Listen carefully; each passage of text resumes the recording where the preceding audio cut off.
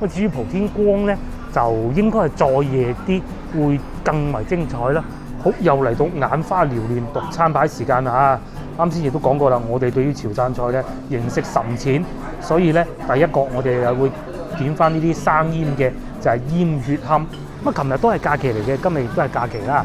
大家覺得江南西呢邊熱鬧啲啊，定係北京路嗰邊熱鬧啲咧？哦，呢度已經排緊隊。原先我哋諗住買隻乳鴿嘅，20蚊啊，現場炸現場斬嗰種啊！嗰啲人咁點等啊？大口飄香乳鴿22蚊一隻，亦係新鮮炸。你問下老細要幾耐？半個鐘。卒之咧，我就攞咗張飛啦。91號嚇，啱先問嗰個靚仔咧，大概可能等半個鐘頭到啦。嗱，就係呢種咁嘅形式啊，全世界就圍住佢嗰兜乳鴿咧，就啱啱攞出嚟嘅，新鮮攞出嚟嘅。50個頭，我哋要等幾多號啊？90幾號啊，有排啦。哎呦！哦嗱，原來佢哋就喺呢度炸乳鴿㗎啦，炸完咧咁就攞過去嗰邊賣嘅。嗱，前邊藍色衫嗰個靚仔咧，就係啱先同我哋講話，起碼等半個鐘啦。佢心滿意足咁攞住佢嘅乳鴿，翻屋企慢慢嘆啦。至於我咧，就繼續慢慢等啦。嗱，話說今日呢集影片係咁嘅，我係諗住同佢老婆咧去寶業路食嘢嘅。咁呢個鐘數咧先至係啱啱嘅5點，確實真係早咗啲嘢。因為寶業路就係越夜越精彩啊嘛，係咪？咁啊，我哋先買咗乳鴿，再過寶業路食嘢咯。依家就坐咗喺度等啦，坐喺馬路邊榕樹底等，咁啊，起碼等半個鐘嘅，我哋慢慢等啦。卒之等咗15分鐘，我哋就決定唔等啦。錢啊俾咗我，咁點辦咧？我哋就將籌啊讓咗出嚟俾後邊嗰個靚仔啦。係啊，我哋攞到91啊，94號我唔記得咗90號啦嚇。咁啊而家排到60幾號，但係問題咧係你唔知道前邊嗰啲人啊，佢一次過買幾多隻㗎？如果佢係一隻咧，我諗等咗15分鐘應該得㗎啦，已經。佢哋出貨量已經好快，但係問題係如果到時個個都係買5隻啊、3隻啊，咁啊真係有排等啦。而且寶業路肚餓㗎嘛，梗係要快啲去寶業路食嘢啦。好啦，咁我哋而家就過寶業路，呢個留待下次先，下次再食。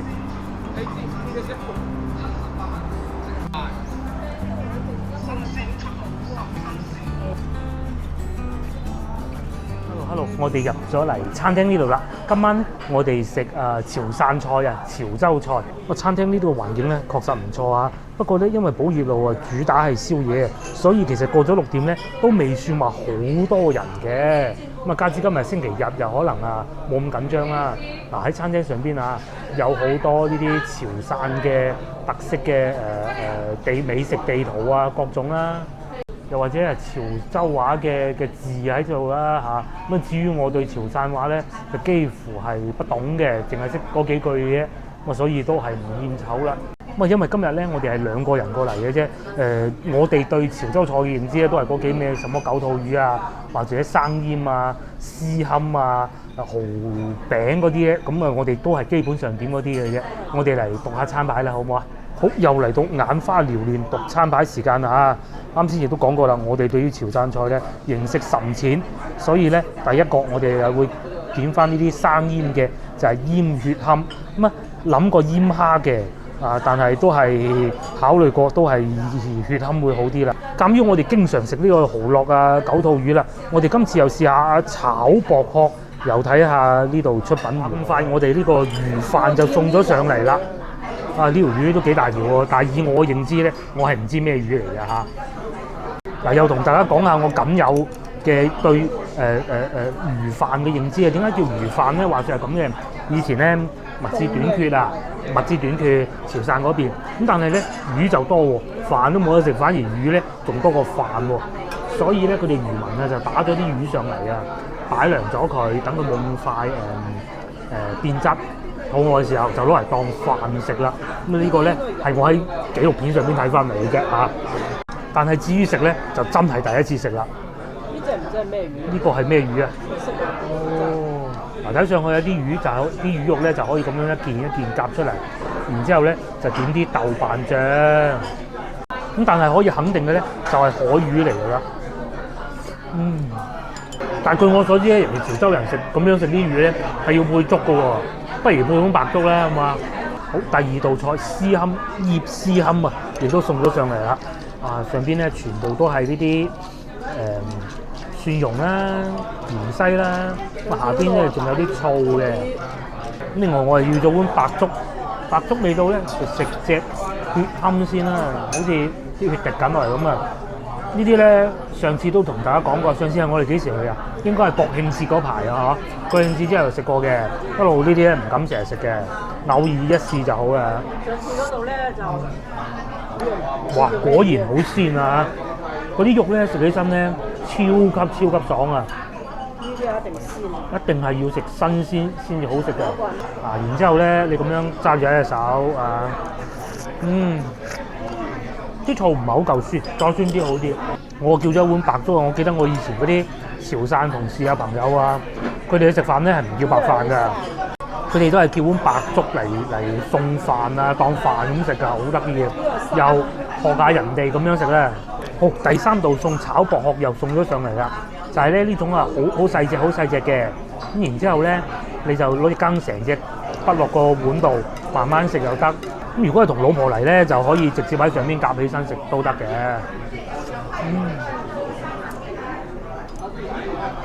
炒薄殼咧食起身咧就最嘥時間啦。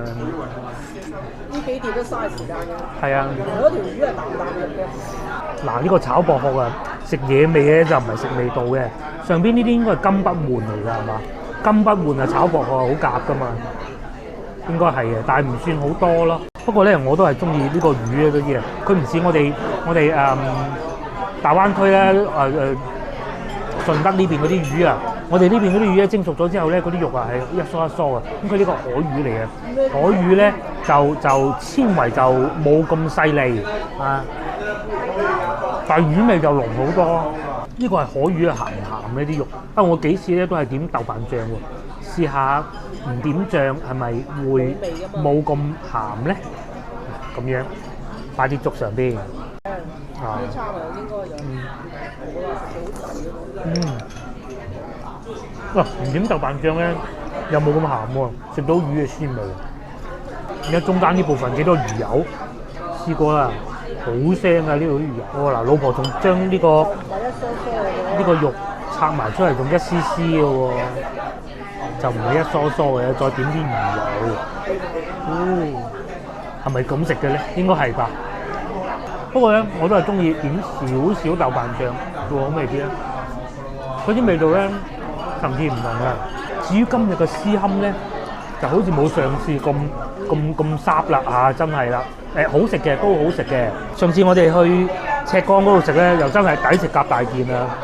呢度咧就份量少一啲，同埋今日可能近期唔知關唔關休漁期先啦，我唔識啦。冇咁爽嗰啲肉，冇咁大粒咯。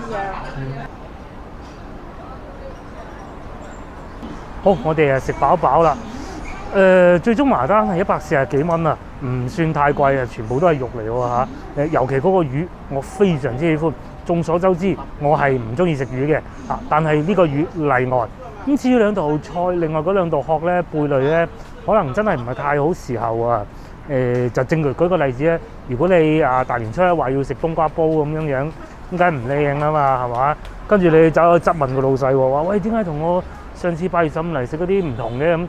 個老細咧就會笑你啊嚇，生下次早啲嚟啊，唔好意思啊咁。嗰啲生醃嗰啲絲堪咧，啲肉唔係好飽滿啊。咁至於薄殼咧，就真係細隻咗啲啦，可能遲少少應該會好啲嘅。咁既然嚟到寶業路，同大家行下呢度啊。不過咧，因為呢個鐘數7點半咋，所以未到最熱鬧嘅時候。正如我剛才所講，未到嗰啲海鮮最靚嘅時候啊嘛，都同大家睇下。嗱，寶業路呢一剎咧，一開始就係幾間台山菜啊、台山炆鵝啊呢幾種嘅。咁啊，當然亦都有奇樂多啦。奇樂多咧就係食琴膾嘅。我當時同個老婆一路行，應該諗緊啊。但係話，哎呀，台山菜冇乜必要嚟呢度食啦，反而見得最多嘅咧就係潮汕菜。原先咧諗住同個老婆過嚟宵夜嘅，但係佢又話怕個女肚餓，又話剩咁，不過個女又話唔跟埋一齊嚟喎，所以變咗晚飯咁解嘅啫。嗱，咁啱先咧，我哋就喺蒲天光同埋我哋坐呢個山家記魚仔汕頭店啊呢度選擇過嘅。咁考慮到咧，我哋一來又好耐未食過潮汕菜啦，同埋呢度比較光猛嘅，所以就選咗呢間。確實都係唔錯嘅，性價比都幾高。咁至於蒲天光咧，就應該係再夜啲會更為精彩啦。不過佢哋嗱呢度都係有一個海鮮套餐㗎嚇，譬如話三文套餐也就100-200嘅啫，又或者下邊嘅三文套餐99蚊都有交易嘅。尤其佢哋嘅燒鵝咧係一絕㗎。話說以前同阿南哥成日踢完波嘅時候咧，有一輪都會經常過嚟呢度食宵夜㗎。尤其世界盃嗰陣咧，話時話咧，如果唔係因為走咗去中東打世界盃咧，按道理呢幾日就係打緊世界盃嘅，因為我哋次次都記得咧，呢幾日大家知呢幾日係咩事嘅，就剛剛好就係有得睇世界盃嘅日子嚟啦。每一次都係咁嘅。因為今年唔關疫情事啊，因為今年咧轉咗去中東打，咁所以咧就要等到冬天先有得睇咯。如果我講如果咋，如果咧真係唔係喺冬天打世界盃嘅話咧，我諗今晚過到嚟咧應該會冇位嘅啦。鏡頭睇見呢邊就係應該係食川菜嘅香辣蟹。如果個女過嚟咧，應該會中意嘅。我仲記得咧，我同我老婆拍拖嗰陣佢帶我食過一次啊。嗰陣咧就未識啲豬朋狗友多啊，所以咧食嗰次香辣蟹食到我喊晒咁樣。咁但係要認叻噶嘛嗰陣係嘛，咪死食，哇！翻到去真係攞命啊！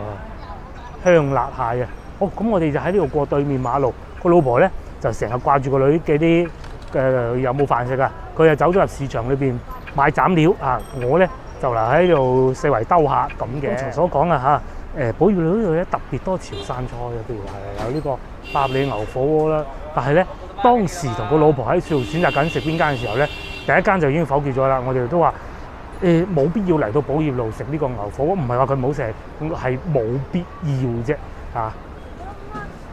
我再往前少少咧，就係比較傳統嘅粵菜啦。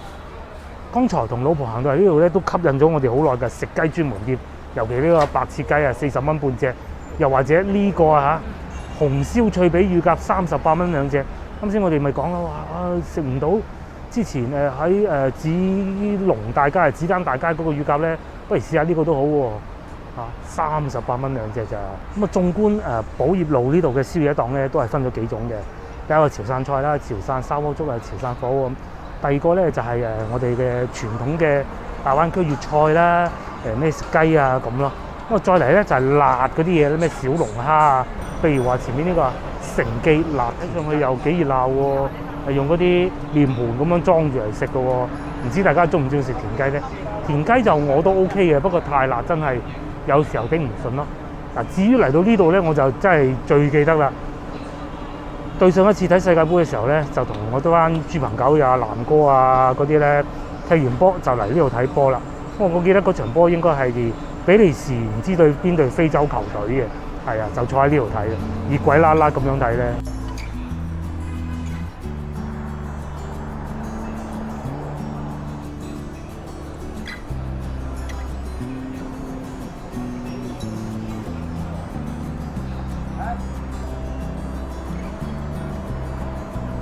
終於我哋又嚟到一步之遙嘅江南西啦。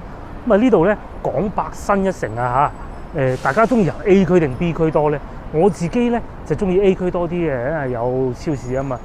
B 區咧就好似主要係賣賣下啲電子產品電器為主嘅啫。咁當然啦，上邊都有武林廚神嘅，不過武林廚神咧冇咗特價之後咧，生意差咗好多，真嘅。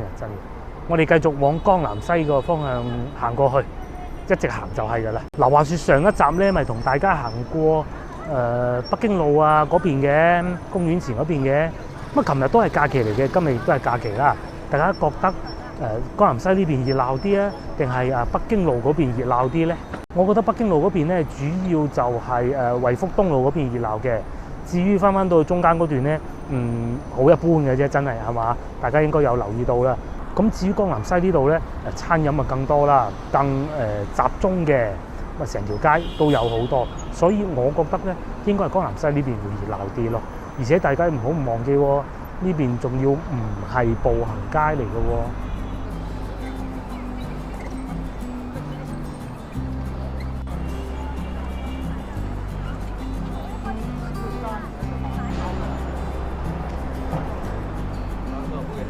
唔知大家仲記唔記得上次直播嘅時候啊，咪同大家落去江南新地行過嘅，好似冇上邊咁熱鬧啊！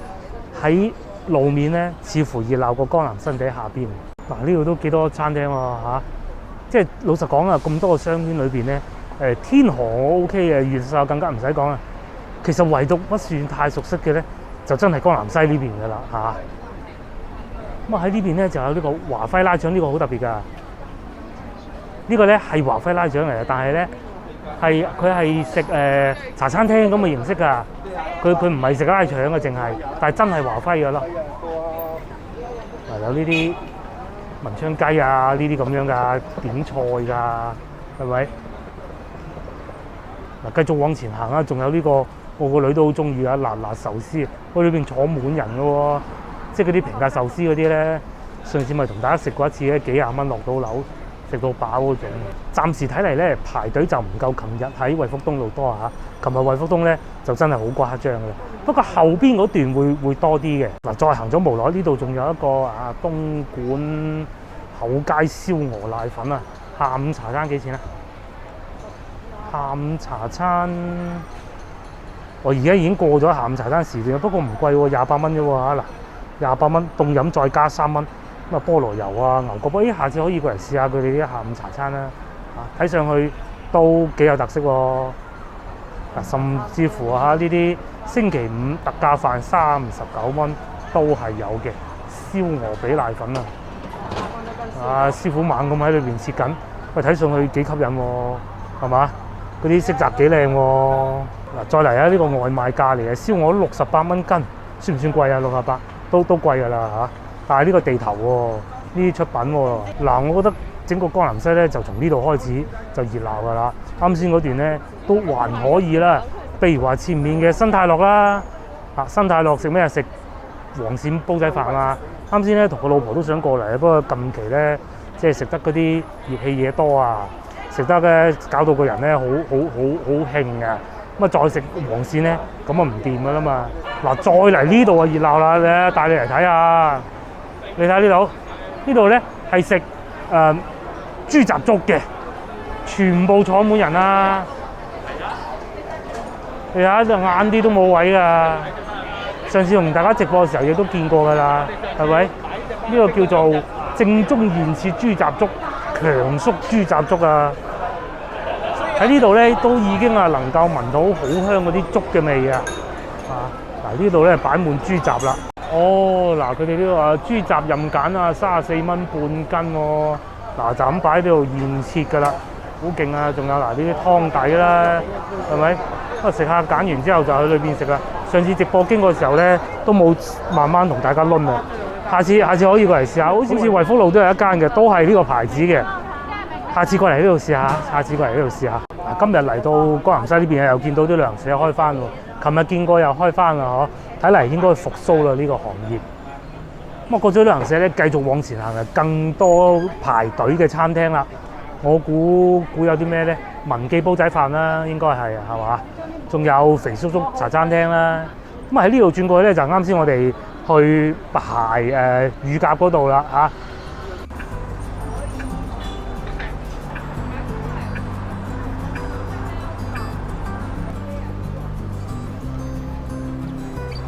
好，咁啊，終於過咗馬路。文記煲仔飯今日唔算多人喎。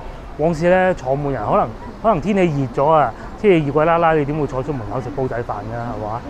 早知啱先嚟呢度啦嚇，全天直落，早上10點半到晚上9點。哦，文記煲仔飯啊，呢個好嘢嚟㗎。咁啊，反而咧隔離排隊啊，呢個韓國餐仲多人喎，你睇，好似準備打交咁喎。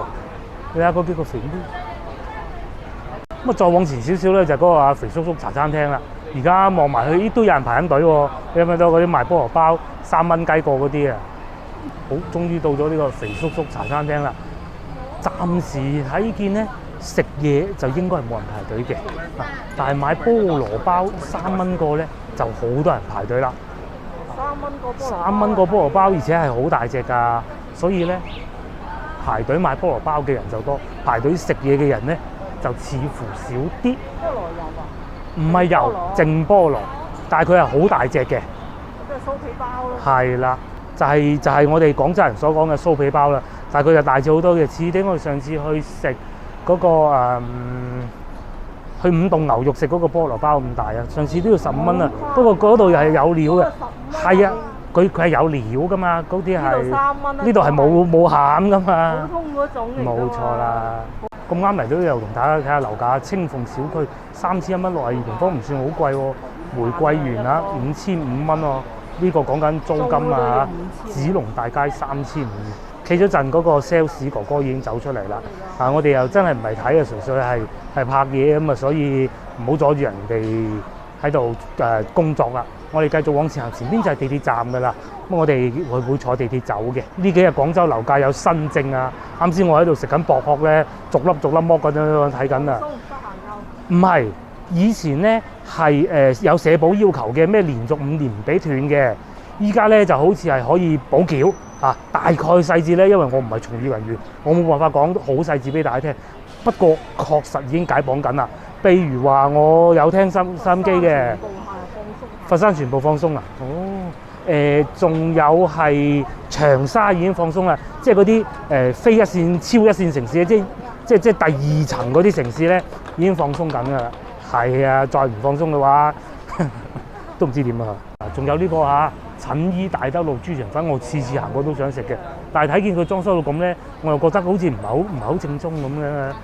因為我咧細個話説其實都喺嗰度附近生活過噶嘛，但係真係恕我孤陋寡聞咧，我未聽講過呢個牌子啊。咁可能係人哋係好出名嘅，係我唔識啫，係嘛？下次有機會試下，而且我對豬腸粉呢3個字咧都應該可以有啲感覺嘅。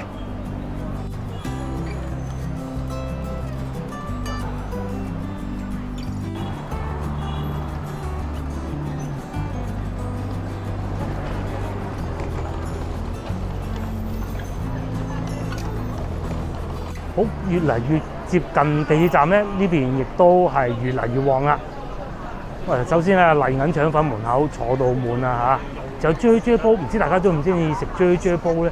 我自己就一般般啦，又唔算話好中意，又唔係好中意。如果係同屋企人出去食咧，其實就好少會揀嘅，怕熱氣啊嘛。咁但係咧，如果係同啲朋友啊啤一啤啊，咁我飲可樂嗰種咧，其實我都幾中意嘅。但係呢個未試過喎，68蚊份酸菜魚係嘛？仲有呢個阿強家川菜啊！原來喺江南西佢哋都有分店嘅。喺地鐵站上蓋咧就有呢個海珠城啊，富力海珠城就係我認為係整個江南西咧最旺嘅一個地方嚟嘅，因為裏邊係百貨商場啊嘛。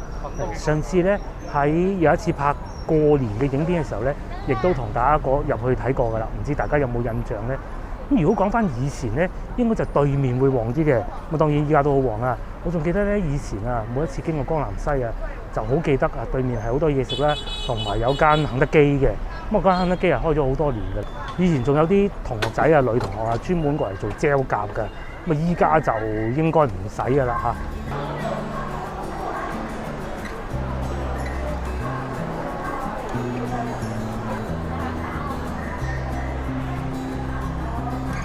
我哋就真係海珠城呢度啦，我哋會通過呢度咧穿落去地鐵站下邊嘅，梗係啦，因為呢度有冷氣啊嘛。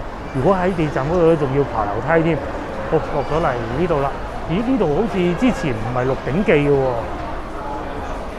嗱，呢度我上一次嚟海珠城好似唔係鹿鼎記嘅喎，即係呢個位置啊，係咪？